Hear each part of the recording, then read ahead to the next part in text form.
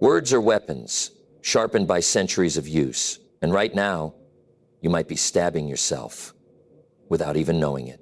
Every single day, millions of people unknowingly speak phrases that ancient wisdom warned against. These aren't just words, they're spiritual contracts, unconsciously binding you to forces you never meant to summon. In our modern world, we've forgotten the raw power that language holds over our reality. Those seemingly harmless phrases you casually toss around, they're actively shaping your destiny, influencing your relationships, and yes, even affecting your soul's journey. Today, I'm pulling back the veil on 6 dangerous phrases that have quietly crept into our everyday speech. These aren't obvious curses or blatant negativity. They're subtle, sneaky expressions that seem completely innocent on the surface. But beneath that innocence lies a darker truth that most people never discover. What you'll learn in the next few minutes will transform how you think about your daily conversations. You'll discover why certain common phrases are spiritual traps, how they're affecting your life right now, and most importantly, what to say instead. This isn't just about changing your words. It's about reclaiming your power over reality itself. Stay with me because the 6th phrase might be the most shocking one. You use every single day. Nothing drains your soul's power faster than these 3 poisonous words. I can't help it. Each time this phrase leaves your lips, it's like signing away your free will to an invisible force that feeds on helplessness. Ancient spiritual teachers knew this truth. Speaking powerlessness into existence creates a self-fulfilling prophecy. Think about when these words slip out. Maybe it's reaching for that extra cookie, procrastinating on important work, or falling into old toxic patterns. With each utterance, invisible chains tighten around your spirit. By declaring inability, you're essentially announcing to the universe that you've surrendered your divine gift of choice. Most disturbingly, I can't help it acts as an invocation, not of strength, but of weakness. It's a subtle form of self-curse, programming your subconscious mind to believe in its own powerlessness. This phrase doesn't just describe a situation, it creates a spiritual contract of helplessness that binds you to repeated patterns of defeat. Science has shown our brains create neural pathways based on repeated thoughts and words. Each time you say, I can't help it, you're literally carving deeper grooves of perceived powerlessness into your mind. You're training your spirit to bow before challenges instead of rising to meet them. Instead, speak words of power and choice. Replace I can't help it with I choose differently, or I am in control of my actions. These alternatives aren't just positive thinking, they're declarations of spiritual truth that align with your soul's inherent power. When temptation or old patterns arise, pause before that habitual phrase slips out. Recognize that in every moment, you hold the power of choice. Your words should reflect this truth, not deny it. By consciously choosing phrases that affirm your power rather than surrender it, you begin breaking those invisible chains. This shift isn't just about changing words. It's about reclaiming your spiritual authority and reminding dark forces that you're not their puppet. You are a being of choice and power, and your words should thunder with that truth. Next on our journey through dangerous phrases lurks a seemingly innocent but deeply poisonous expression. I'm just trying to. Hidden within these gentle words lies a demonic contract of perpetual failure, masked as humility. When someone says, I'm just trying to get by, or I'm just trying to make it work, they're not describing effort, they're programming eternal struggle into their reality. This phrase carries a dark energy that anchors souls in a state of constant attempting without ever achieving. Most people don't realize that trying isn't doing. It's a state of perpetual almost, but not quite. It's like telling the universe, I accept falling short as my natural state. Every time these words escape your lips, they reinforce an energetic pattern of eternal striving without a rival. Ancient wisdom teaches that our words create contracts with reality itself. By prefacing actions with I'm just trying, you're literally signing up for an endless cycle of attempts rather than accomplishments. It's a subtle form of self-sabotage that appears humble but actually denies your innate power. Notice how often this phrase precedes excuses or explanations for not achieving something. I'm just trying to eat better. I'm just trying to be more organized. Each utterance plants seeds of inevitable failure in the spiritual soil of your future. These words don't describe your efforts. Breaking free requires speaking with authority and certainty. Replace "I'm just trying to get in shape" with "I am becoming stronger each day." Instead of "I'm just trying to be better," declare "I am improving." These aren't empty affirmations, they're powerful spiritual declarations that align your words with your true potential. Most crucially, remove "just" from your vocabulary when speaking about your efforts. This diminishing word shrinks your spiritual power and makes you appear smaller to the universe. You aren't just anything. You are a being of immense power taking decisive action. By eliminating this phrase, you shift from eternal attempting to actual achieving. Your words should reflect the truth of who you are, not someone who tries, but someone who does. Casually throwing around "it's killing me" might seem harmless, a simple expression of stress or discomfort. But this phrase carries a sinister power, invoking death energy into everyday situations. When someone says, "this job is killing me," or "these prices are killing me," they're unknowingly speaking destruction over their own life force. Ancient spiritual texts warn about invoking death in casual speech. By repeatedly connecting daily challenges to death, we create a toxic energetic link between our life circumstances and our mortality. This isn't mere superstition. It's a fundamental law of spiritual reality. Modern research shows our bodies respond to our words at a cellular level. Speaking death phrases triggers stress responses, releasing harmful chemicals throughout our system. Each time "it's killing me" crosses our lips, we're essentially programming our bodies for deterioration rather than vitality. Most disturbing is how this phrase transforms manageable challenges into perceived life or death situations. A difficult project becomes not just hard, but literally fatal. Financial stress becomes not just challenging, but murderous. This dramatic escalation creates unnecessary spiritual and emotional trauma. What makes this phrase particularly insidious is its infectious nature. Once someone declares something is killing them, others often echo the sentiment, creating a spiral of death and energy in conversations. This spreads like a virus through families, workplaces, and social circles. Speaking life requires conscious choice of words that affirm vitality rather than destruction. Instead of "this workload is killing me," try "this workload is challenging me to grow stronger." Rather than "these prices are killing me," say "these prices inspire me to become more resourceful." Beyond mere positive thinking, this shift represents a fundamental realignment with life-giving forces rather than death-dealing ones. Each time we catch ourselves about to invoke death in casual speech, we have an opportunity to choose words that channel life, growth, and empowerment instead. By breaking this habit, we not only protect our own spiritual vitality, but also create ripples of life-affirming energy in our environment. Our words should serve as conduits for life force, not harbingers of death.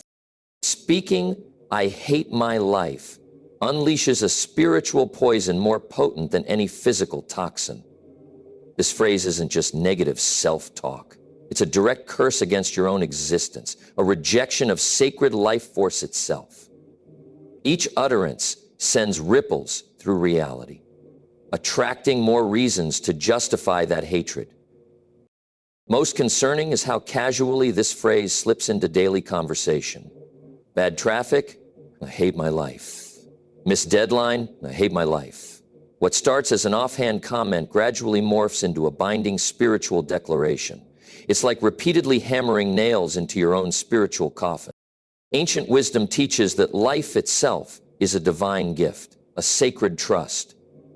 When we declare hatred toward our life, we're not just expressing frustration, we're actively rejecting this divine arrangement. This creates a spiritual disconnect that manifests as increased struggles, deeper dissatisfaction, and a perpetual cycle of negative experiences. Beyond personal impact, these words affect everyone within earshot. They release a toxic energy that poisons the atmosphere, making others more likely to fall into similar patterns of self-rejection. It's like spraying spiritual graffiti on the walls of reality itself. Speaking hatred toward life also blinds us to its inherent beauty and opportunities. By declaring hatred, we program our awareness to focus solely on problems while becoming blind to blessings. It's a self-imposed spiritual blindness that grows darker with each repetition.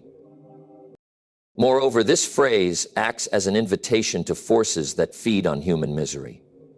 In spiritual terms, it's like hanging a now serving sign for negative entities that thrive on life rejection and self-loathing. Each declaration strengthens their influence in our reality. Breaking this pattern requires more than just positive thinking. It demands a fundamental shift in how we relate to life itself.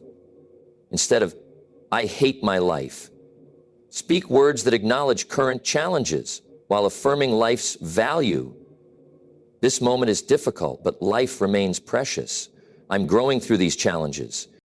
This isn't about denying problems or pretending everything's perfect. It's about maintaining spiritual alignment with life force, even amid struggles. By choosing words that honor life while acknowledging challenges, we maintain our connection to divine power rather than severing it. "That's just my luck," innocent as it sounds, carries a curse of cosmic proportions. This seemingly harmless phrase acts as a spiritual contract with misfortune, binding souls to an endless cycle of perceived bad luck. Each utterance reinforces a false identity as someone destined for disappointment. Most dangerously, this phrase denies personal agency in favor of a mysterious force called luck.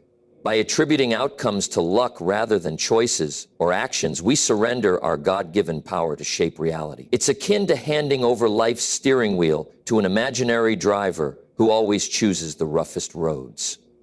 Deeper analysis reveals how this phrase serves as both prophecy and fulfillment. When something goes wrong and someone declares, "That's just my luck," they're not merely describing a situation, they're programming future experiences. It's like installing a cosmic filter that strains out positive possibilities while collecting negative ones. Ancient spiritual wisdom warns against claiming misfortune as a personal attribute. Every time someone says, "That's just my luck," they're essentially tattooing unlucky on their spiritual identity. This self-inflicted mark becomes a beacon, attracting more situations that confirm this false belief. Speaking of luck as a personal possession, most insidiously, this phrase often masquerades as humility or realism. People think they're being modest or practical by expecting and accepting bad outcomes. In reality, they're engaging in a subtle form of spiritual self-sabotage that undermines their divine birthright of Breaking free requires consciously choosing words that affirm personal power and divine order. Instead of surrendering to luck, acknowledge divine timing and personal responsibility. Replace "that's just my luck" with "everything unfolds in perfect timing," or "this outcome reflects my current choices." This shift isn't about denying challenges. It's about reclaiming authority over life's experiences. By releasing the concept of personal luck, good or bad, we open ourselves to infinite possibilities rather than remaining trapped in self-fulfilling prophecies of misfortune. "I'll believe it when I see it." 6 words that slam shut spiritual doors of possibility faster than any other phrase. This declaration reverses divine law, demanding physical proof before extending faith. Most people don't realize they're literally programming their reality to withhold manifestations by requiring evidence before belief. Sacred wisdom teaches that belief precedes manifestation, not vice versa. When someone says, "I'll believe it when I see it," they're creating an impossible spiritual paradox. It's like telling a seed you'll only plant it after it becomes a flower. This backwards thinking creates a barrier that prevents desired outcomes from materializing.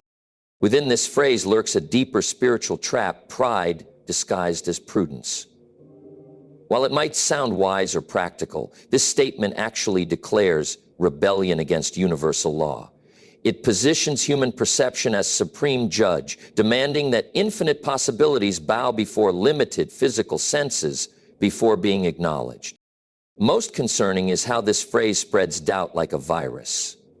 When one person declares their skepticism, it often triggers a chain reaction, causing others to withdraw their faith as well. This collective doubt creates a spiritual dead zone where manifestations struggle to take root.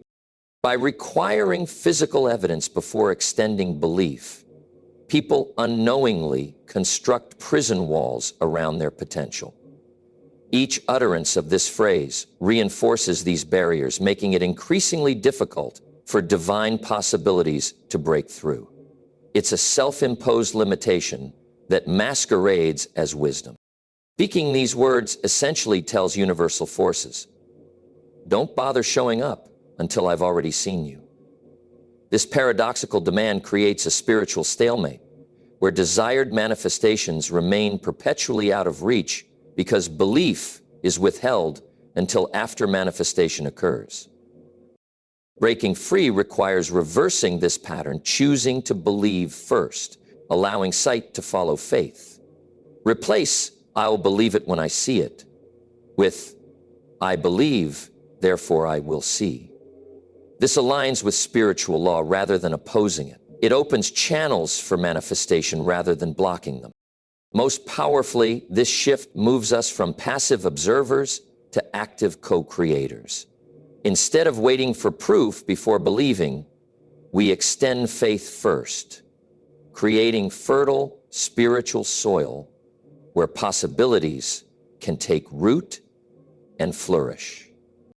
Words we speak today echo through eternity, shaping not just our present moment, but our entire destiny.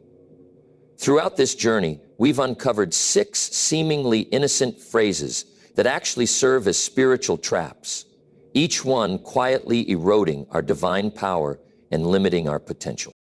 These phrases, "I can't help it," "I'm just trying to," "It's killing me," "I hate my life," "That's just my luck," and "I'll believe it when I see it," aren't merely words.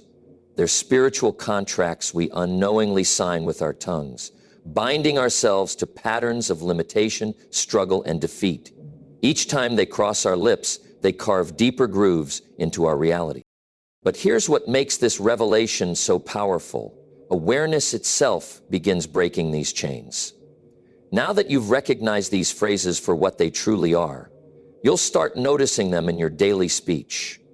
That moment of recognition is your opportunity to choose differently, to speak words aligned with power rather than limitation. Think of your words as seeds planted in the fertile soil of reality. Each time you replace "I can't help it" with "I choose differently," you're planting an oak of strength instead of a weed of weakness. When you transform "I'm just trying" into "I am doing," you shift from eternal attempting to actual achieving. This isn't about perfection, it's about progression. You might still catch these phrases trying to slip out. That's natural. But now you hold the power of conscious choice. Each time you pause and choose different words, you're not just changing your speech, you're literally rewriting your destiny. Most profound is how this awareness creates ripples beyond your personal sphere. As you begin speaking with more power and intention, others around you will notice the shift. Your transformed speech patterns will inspire those in your orbit to examine their own words more carefully. You become a lighthouse of conscious communication in a sea of careless. Remember that language is a gift given to humans for a divine purpose, to create, to bless, to manifest. When we allow these toxic phrases to dominate our speech, we're squandering this sacred gift. But when we choose words that align with truth and power, we step into our role as conscious co-creators of reality. As you move forward from this moment, carry this knowledge like a flame of awareness. Let it illuminate your daily conversations, helping you catch and transform these limiting phrases before they can take root. Your words are too precious, too powerful to waste on self-imposed curses. This journey of conscious speech is ongoing. Each day brings new opportunities to align your words more closely with truth and power. Every conversation becomes a chance to practice this ancient wisdom in modern moments. Your voice, free from these demonic phrases, becomes an instrument of creation rather than destruction. If you've found value in these revelations about the hidden power of everyday phrases, take a moment right now to support this message. Hit that like button. It's more than just a click. It's a declaration that this knowledge matters and deserves to reach more people. Subscribe to join our growing community of conscious communicators who are learning to wield the power of words with wisdom and intention. By liking and subscribing, you help ensure these crucial spiritual insights reach others who might be unknowingly binding themselves with limiting words. Together, we can create a ripple effect of more conscious, powerful communication throughout the world. Share this video with someone whose words might be holding them back. Sometimes the greatest gift we can give is the awareness of our own power. And remember, in every moment, with every word, you're either speaking life or programming limitation. Choose wisely, speak consciously, and watch as your reality transforms to match your elevated speech. Until next time, may your words be seeds of power, your speech a channel of truth, and your voice an instrument of positive transformation in this world.